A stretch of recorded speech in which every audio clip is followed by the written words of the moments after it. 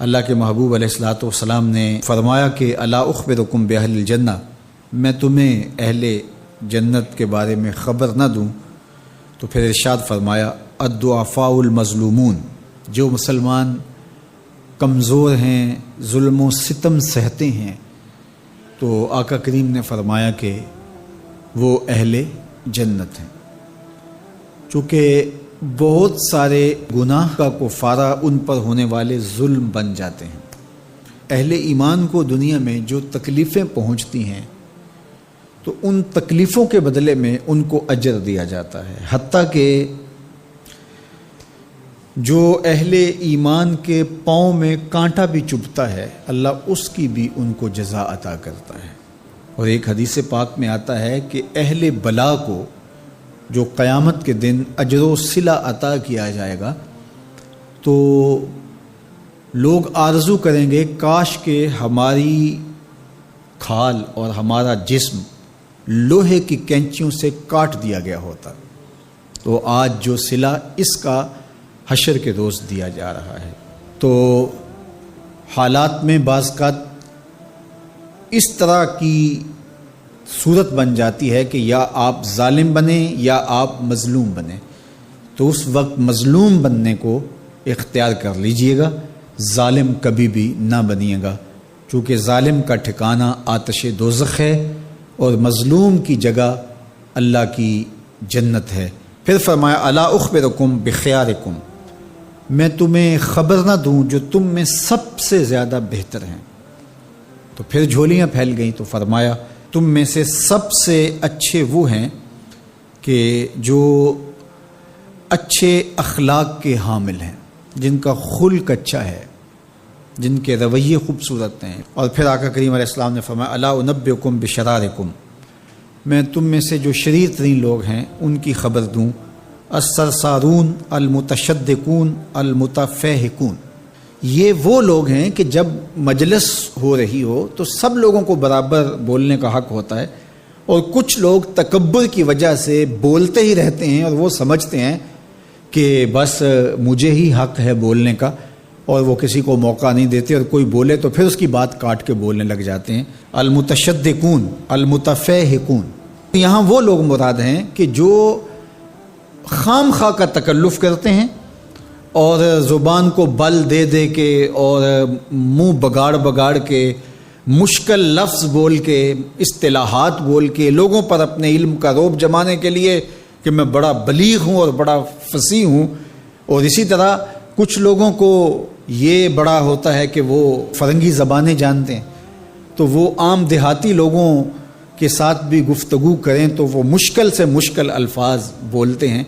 جبکہ وہ بیچارے تو سادی زبان سمجھنے سے بھی قاصر ہوتے ہیں۔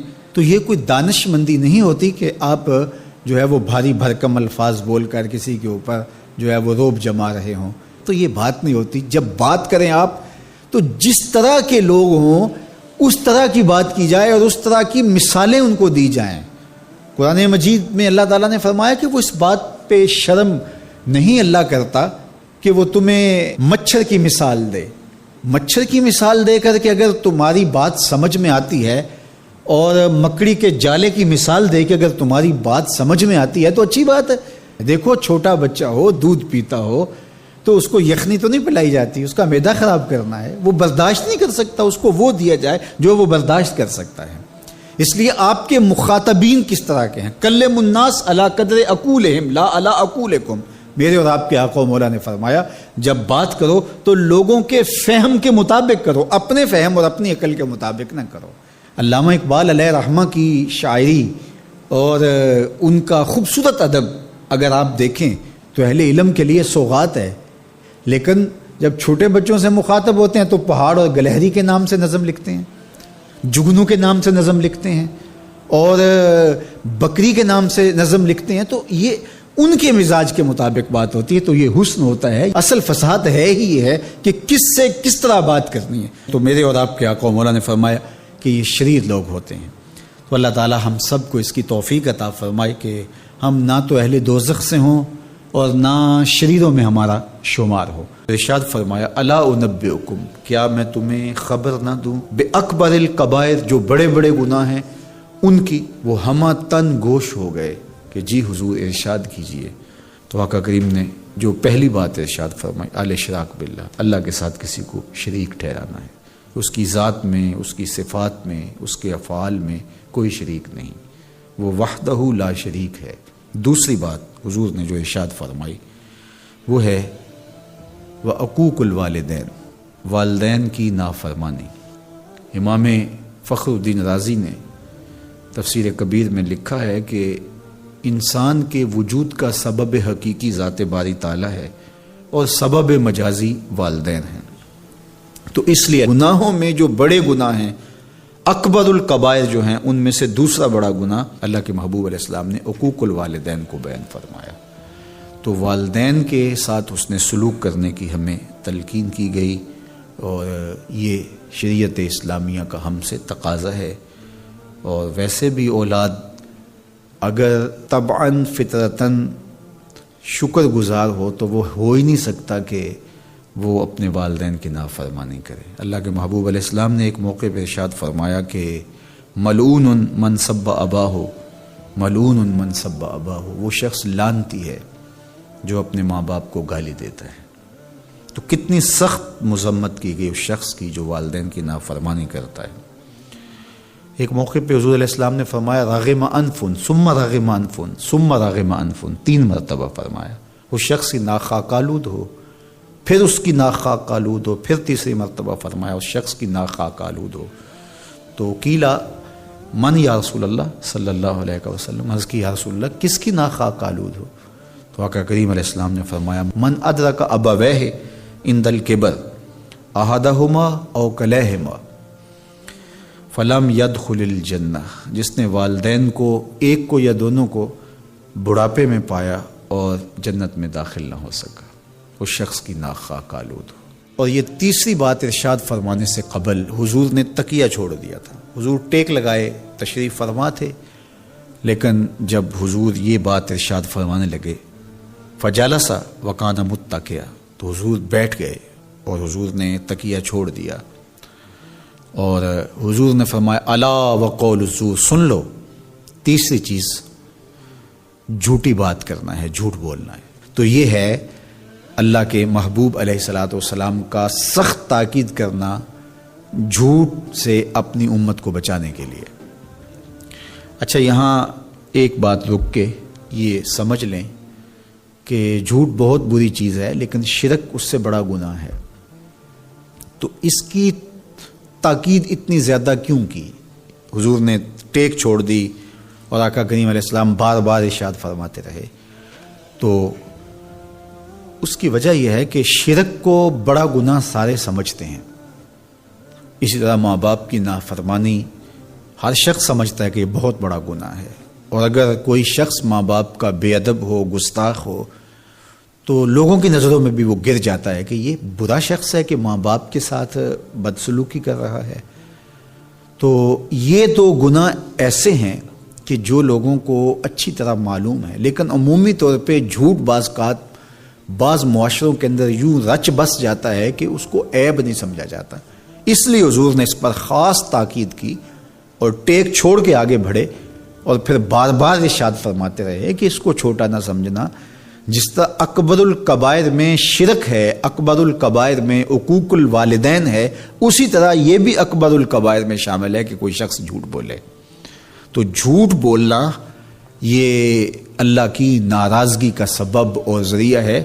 تقریباً 200 قرآنی آیات جھوٹ کی مذمت اور جھوٹ سے بچنے کی تاکید اور ترغیب میں ہے، اور سینکڑوں احادیث جھوٹ کی مذمت میں اور جھوٹ سے دامن کو بچانے کی تلقین پر مشتمل ہیں۔ تو اس لیے اللہ کی بارگاہ میں یہ دعا مانگیں کہ اللہ ہمیں جھوٹ کے مرض سے نجات دے، اور ہمیں ہمیشہ سچ اور سچائی کی توفیق سے مالا مال کرے۔ ایک زمانہ آیا کہ قریش کے ظلم و ستم اور جور و جبر اتنے زیادہ بڑھ گئے کہ کمزوروں پر جو ظلم ڈھاتے تھے، زیادتی کرتے تھے، وہ دیکھے نہیں جاتے تھے۔ تو سیدنا صدیق اکبر شہر مکہ کو چھوڑ کر کے مکہ سے باہر جا رہے تھے، راستے میں ابن دغنہ ملا، یہ قریش کا سردار تھا، اور اس نے کہا کہ آپ کدھر جا رہے ہیں؟ تو آپ نے فرمایا کہ اس شہر میں اب رہنا نہیں ہے جہاں جور و جبر کا رواج ہو، جہاں ظلم و تعدی پھیلتا ہی چلا جائے، جہاں شر کو کوئی روکنے والا ہی نہ ہو، تو میں تو اس شہر میں نہیں رہنا چاہتا۔ تو ابن دغنہ نے آپ کو روک لیا، اس نے کہا میں آپ کو نہیں جانے دوں گا، ان مثلک لا یخرج ولا یخرج، آپ جیسا شخص کبھی بھی شہر سے باہر نہیں جائے گا اور نہ اس کو نکالا جا سکتا ہے۔ جناب سیدنا صدیق اکبر رضی اللہ تعالی عنہ کے بارے میں گواہی ایک کافر کی سنیے جو دھرم میں عقیدے میں مخالفت رکھتا ہے لیکن سچائیاں تو سر چڑھ کے بولتی ہیں۔ اب ابن دغنہ سیدنا صدیق اکبر کو بازو سے پکڑ لیتا ہے اور واپس مکے کی طرف چلتے ہوئے کہتا ہے فَإِنَّكَ تَكْسِبُ الْمَعْدُومَ، اس لیے کہ جس کا کوئی کمانے والا نہیں، ابو بکر تم اس کے کمانے والے ہو، تم اگر تاجر ہو تو تمہارا مال تجارت جب بکتا ہے تو غریبوں کے چولہے جلتے ہیں، تو تم اگر چلے گئے تو غریبوں کے چولہے بجھ جائیں گے، شہر میں اندھیرا ہو جائے گا، لوگ فاقوں سے مر جائیں گے، تمہیں نہیں جانے دیں گے۔ دوسری بات وَتَصِلُ الرَّحِمَ، تم صلہ رحمی کرتے ہو، تمہارے رویوں کا جمال اور تمہارا طرز معاشرت اتنا خوبصورت ہے کہ لوگ رشتہ داروں کے ساتھ رویہ کیسے کرنا ہے تیری چوکھٹ پہ آ کے سیکھتے ہیں۔ تیسری بات وَتَحْمِلُ الْكَلَّ، جس کا کوئی بوجھ اٹھانے والا نہیں، ابو بکر اس کا بوجھ تم اٹھاتے ہو، اس کی ضرورت کو تم پورا کرتے ہو۔ وَتَقْرِي الضَّيْفَ، اور آپ مہمان نواز ہیں، اور وَتُعِينُ عَلَى نَوَائِبِ الْحَقِّ، اور آپ ان لوگوں کی مدد کرتے ہیں جو راہ حق کے اندر مشکلات میں گھر جاتے ہیں۔ اب وہ 5 باتیں جو ام المومنین نے حضور علیہ السلام کے بارے میں کہی، وہی 5 باتیں ابن دغنہ نے حضرت صدیق اکبر کے بارے میں کہیں۔ تو اب یہ سمجھنے میں کوئی دیر نہیں لگتی کہ حضور نے اپنے غلاموں پہ اپنی سیرت کا رنگ چڑھا دیا تھا، اور ایسا پختہ رنگ تھا، ایسا پکا رنگ تھا جس کو کافر بھی دیکھ رہا ہے، وہ رنگ دور سے ہی دکھائی دیتا تھا کہ ابو بکر پہ بھی محمدی رنگ ہے، عمر پہ بھی محمدی رنگ ہے۔ اب آئیے ایک حدیث اور رکھتا ہوں، اور وہ ابو داود میں ہے، ترمذی میں ہے، اور سیدہ عائشہ رضی اللہ تعالی عنہا فرماتی ہیں، کہتی ہیں ما رأیت احدا کان اشبہ سمتا وہدیا ودلا وکلاما برسول اللہ صلی اللہ علیہ وسلم من فاطمہ، کہا کہ میں نے سیرت میں، صورت میں، عادات میں، طرز زندگی میں، انداز معاشرت میں حضور کے مشابہ فاطمہ سے بڑھ کر کسی کو نہیں دیکھا ہے۔ اگر حضور کی سیرت کا عکس کامل دیکھنا چاہتے ہو، اگر حضور کے جمال کا نقشہ مکمل دیکھنا چاہتے ہو، اگر محمد عربی کی تصویر دیکھنا چاہتے ہو تو وہ فاطمہ بنت محمد ہے صلی اللہ علیہ وسلم۔ ابو بکر صدیق حضور کے رنگ میں رنگے ہوئے، سیدہ فاطمہ حضور کے رنگ میں رنگی ہوئی ہیں، اور وہ بھی حضور کی تربیت کا عکس ہیں اور یہ بھی تربیت کا عکس ہیں، وہ بھی حضور کا رنگ اور یہ بھی حضور کا رنگ، اور دونوں ایک ہی سینے سے پھوٹتی ہوئی شعائیں، ایک ہی چمن کے مہکتے ہوئے 2 پھول، ایک کا نام فاطمہ ہے اور دوسرے کا نام ابو بکر ہے، اور اگر کوئی انگلی اٹھاتا ہے سیدنا ابو بکر پہ تو وہ حضور کی تربیت میں نقص نکالتا ہے، اور اگر سیدہ فاطمہ تو زہرا پہ کوئی بات کرتا ہے تو وہ بھی سوچے بات کہاں تک جا رہی ہے۔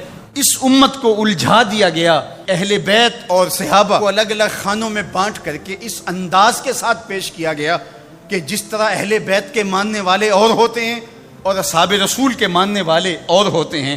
ہماری محبتوں کا مرکز ذات رسالت مآب صلی اللہ علیہ وسلم ہے، اللہ کی محبت مقصود شریعت ہے، والذین آمنوا اشد حبا للہ، یہ قرآن بتاتا ہے ہمیں، لیکن یہ محبت بھی ہمیں اس در سے ملی ہے۔ تو اس لیے ذات رسالت مآب جب مرکز محبت ہوگی تو پھر یہ جھگڑا کبھی بھی نہیں ہوگا کہ میں اہل بیت کو مانتا ہوں اور صحابہ کو نہیں مانتا، میں صحابہ کو مانتا ہوں اہل بیت کو نہیں مانتا۔ میں تو کہا کرتا ہوں کہ صحابہ نبی کے در والے ہیں اور اہل بیت نبی کے گھر والے ہیں۔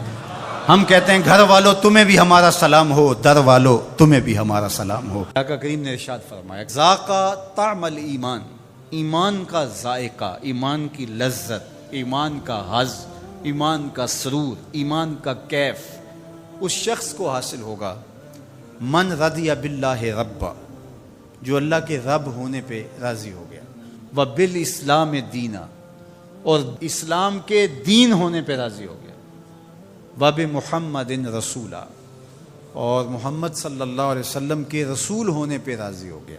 جس کو یہ تین چیزیں نصیب ہو گئی، ایمان کی لذت نصیب ہو گئی۔ اب اس رضا کا کیا معنی ہے؟ امام قرطبی علیہ رحمہ فرماتے ہیں اس کا ایک معنی عام ہے اور ایک معنی خاص ہے۔ معنی عام یہ ہے کہ اللہ کے رب ہونے پہ راضی ہونے کا مطلب اس کو رب مان لینا ہے۔ اسی طرح اس کو کہا جائے تیرا کس دین سے تعلق ہے، تو وہ اسلام کو ہی اپنا دین مانتا ہے۔ اور جب اس کو کہا جائے کہ تیرا رسول کون ہے، تو اس کے لبوں پہ بغیر کسی تعمل کے، بغیر کسی تردد پہ نام حضور کا ہی آئے۔ تو یہ ہے اس کا معنی عام۔ لیکن یہاں جو ایمان کا ذائقہ، ایمان کا طعم حاصل ہونے کی بات کی گئی ہے، یہاں سے یہ معنی عام مراد نہیں ہے، یہاں معنی خاص مراد ہے۔ اور وہ کیا ہے؟ اللہ کو رب ماننے کا مطلب یہ ہے کہ اللہ کو ماننے کا جو حق ہے اس حق کی طرح اس کو مانے۔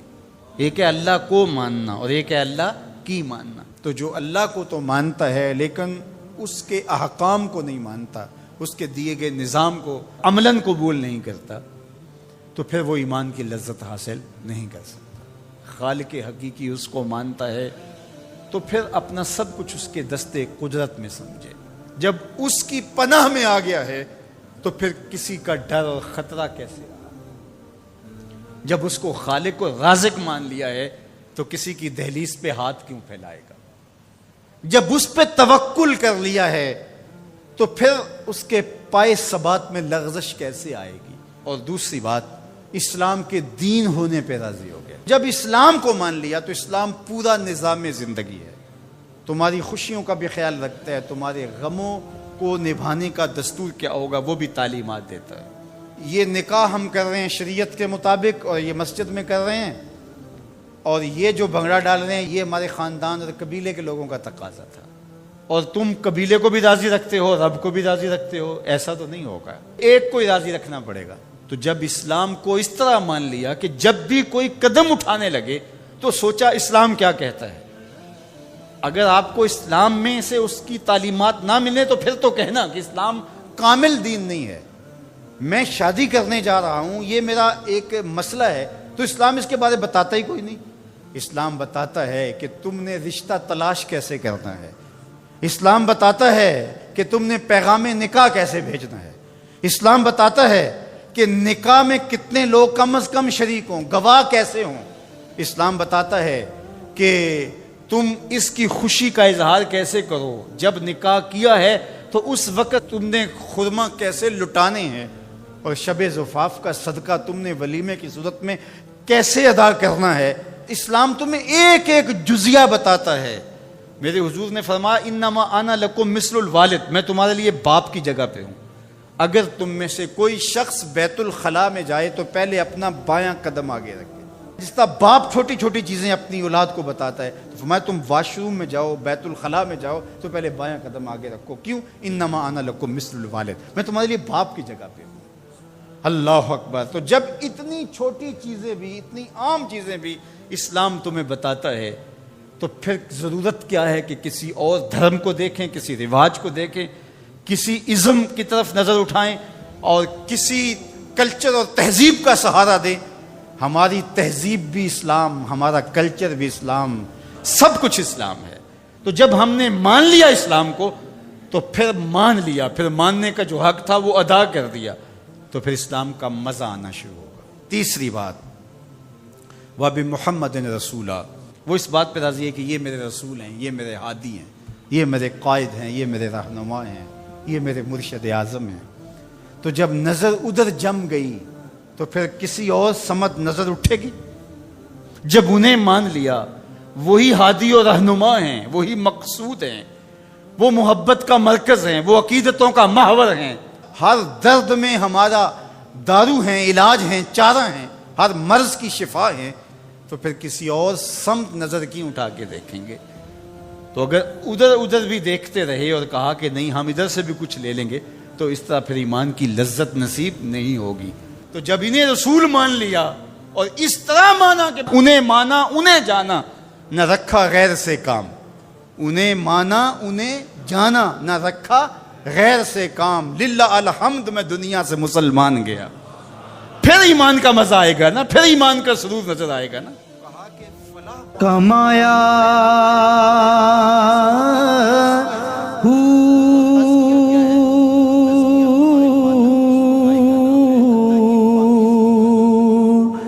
نام بھج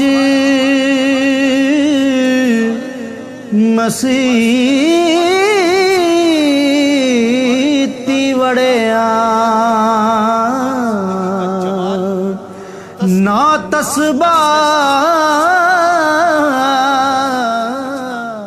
اس کی ممنوعات سے محفوظ رہنا، حتیٰ کہ مکروہات سے بھی، اور یہاں تک کہ ایسی سوچ سے بھی، ایسے خیال سے بھی، ایسے وسوسے سے بھی اپنے آپ کو بچانا، اس کو تزکیہ کہا جاتا ہے۔ اور اللہ تعالیٰ جل شانہ نے یہاں ارشاد فرمایا قد افلح من تزکا، جس نے اپنے اندر کو ستھرا کر لیا۔ باہر تو مل مل کے سارے ہی دھوتے ہیں، لباس پہ بھی سلوٹ نہیں پڑنے دیتے، اور اپنے بدن پہ ایک ریزہ مٹی کا بھی پڑ جائے تو وہ بھی جھاڑتے ہیں۔ کہا یہ بھی اچھی بات ہے، اسلام ستھرائی کا دین ہے، صفائی کا دین ہے، لیکن اس سے کہیں زیادہ اہمیت ہمارے باطن کی صفائی کی ہے، ہمارے اندر کے ستھرا ہونے کی ہے۔ تزکیہ مقصود ہے۔ اب یہ تزکیہ کس طرح ہم حاصل کریں؟ ایک تو اسی آیت کریمہ میں ارشاد فرمایا فذکر اسم ربہ، اپنے رب کا نام ذکر کیا، نام پکارا، یعنی ذکر الہی یہ حصول تزکیہ کا سبب ہوا۔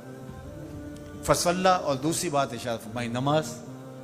تو یہ تزکیے کا نتیجہ بھی ہے کہ جب اندر تزکیے کے نور سے مالا مال ہوگا تو پھر پیشانی سجدے میں ضرور جھکے گی، اللہ کی بندگی یہ بندے کا مزاج ہوگا۔ اور دوسرا یہ ہے کہ اگر یہ تم حاصل کرنا چاہو تو پھر تمہیں اس عمل سے بھی گزرنا پڑے گا، اور اللہ کا ذکر تمہارے اندر کے زنگ اتارے گا۔ تو جب دل کا زنگ اترا تو دل مزکہ ہو گیا، دل کو تزکیے کی دولت نصیب ہو گئی۔ اور دوسرے مقام پہ اللہ کے محبوب علیہ الصلوۃ والسلام نے دل کے زنگ اتارنے کا جو ایک نسخہ ارشاد فرمایا وہ یہ ہے کہ دل کا زنگ قرآن مجید کی تلاوت سے اترتا ہے۔ اب ذرا دیکھیے قرآن مجید میں بھی اس پر بڑی خوبصورتی کے ساتھ ارشاد فرمایا گیا۔ حضرت ابراہیم علیہ السلام کی جو دعا ہے ربنا وابعث فیہم رسولا، ابراہیم علیہ السلام اللہ کے گھر کی تعمیر کر چکنے کے بعد عرض گزار ہوتے ہیں کہ مالک تیرے گھر کی تعمیر کی، یقیناً تو اس کا بہتر صلہ عطا فرمائے گا، تو اپنی جناب سے جو اجر اور صلہ عطا فرمانا چاہتا ہے اس میں سے میری چاہت یہ ہے کہ تو وہ رسول برحق مبعوث کر دے جو ان پر تیری آیات کی تلاوت کرے۔ اور اس دعا کا ذکر اللہ تعالیٰ نے قرآن مجید میں کیا، اور جس مقام پہ دعا کی اس مقام کو بھی محفوظ رکھا۔ واتخذوا من مقام ابراہیم مصلی، کہا اس کو جائے نماز بنا لو۔ آپ نے حج یا عمرے کی سعادت پائی ہو تو وہاں مطاف سے تو ہر رکاوٹ اٹھائی جاتی ہے کہ طواف کرنے والوں کو کوئی دقت نہ ہو، اور یہاں یہ پتھر نصب کیا ہوا ہے، یا اللہ تیرے گھر کے سامنے یہ پتھر تو نے تو پتھروں سے دور ہٹایا تھا، لیکن اس پتھر کے نیڑے آ کے سجدہ کرنے کا کہا گیا۔ واتخذوا من مقام ابراہیم مصلی، طواف کر لیا، عمرہ کر لیا، حج کی سعادت پائی، طواف زیارت کر لیا، لیکن کہا کہ تمہارا طواف نہیں مانوں گا جب تک 2 رکعت یہاں نہیں پڑھو گے جہاں میرے یار کے قدم لگے۔ یا اللہ تیرے گھر کا طواف ہو گیا، کوئی کسر رہ تو نہیں گئی تھی؟ کہا محبت کی بولی جانتے ہو تو یار کا ڈیرا اچھا لگتا ہے، اتنی دیر تک تمہارا طواف ہی قبول نہیں جب تک یہاں ماتھا نہیں رگڑو گے جہاں میرے یار کے، میرے خلیل کے قدم لگے۔ اب وہاں پیشانی رگڑائی جا رہی ہے اور وہاں ماتھا رگڑا جا رہا ہے۔ کہا یہ مقام ابراہیم ہے، یہ عزت کا مقام ہے، اس پتھر کے نیڑے لایا جا رہا ہے۔ وہ بھی پتھر ہے، کالے رنگ کا پتھر ہے، لیکن اس کو چومنے کی تلقین کی، ادب سے چوما جا رہا ہے، عقیدت سے چھوا جا رہا ہے، پیار سے دیکھا جا رہا ہے۔ میں نے بوڑھے اشخاص کو بھی دیکھا کہ ہتھیلیوں پہ جان رکھ کے پتھر کو چومنے کے لیے بے چین ہے۔ اکلوتے بیٹے کو چومنے کے لیے ماں کی وہ تڑپ نہیں ہوتی جو اس پتھر کو چومنے کے لیے کلیجے کے اندر بے تابی اور ایک بے چینی اور اضطراب ہوتا ہے، مجھے ایک بوسہ میسر آ جائے۔ یہ تڑپ کیوں؟ یہ راز حضرت عمر نے کھولا۔ حجر اسود کو چوم رہے تھے اور چومنے سے پہلے بولے اے حجر اسود تجھے کبھی نہ چومتا اگر میرے حضور نے نہ چوما ہوتا. ہم نے قطرہ دیکھا نہ کبھی دریا پہ غور کیا، بس جہاں تیری جھلک نظر آئی وہیں ڈوب گئے. تو یہ عقیدتوں کے رنگ ہیں، یہ محبتوں کے روپ ہیں، یہ الفتوں کا ایک عجیب جہان ہے جو ہم نے یہاں آباد دیکھا.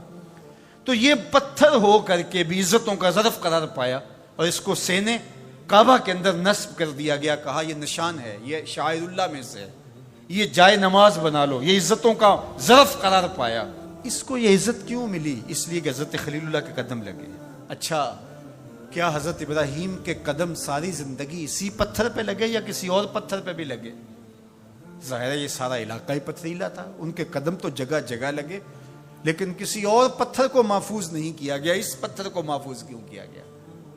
اس لیے کہ اس پتھر کی چھاتی پہ کھڑے ہو کے حضرت خلیل نے میرے رسول کے لیے دعا مانگی تھی. جہاں حضور کا ذکر ہوا وہ پتھر بھی نشان بن گیا اور موجود کہ رہا. اے تن رب دا سچا حجرا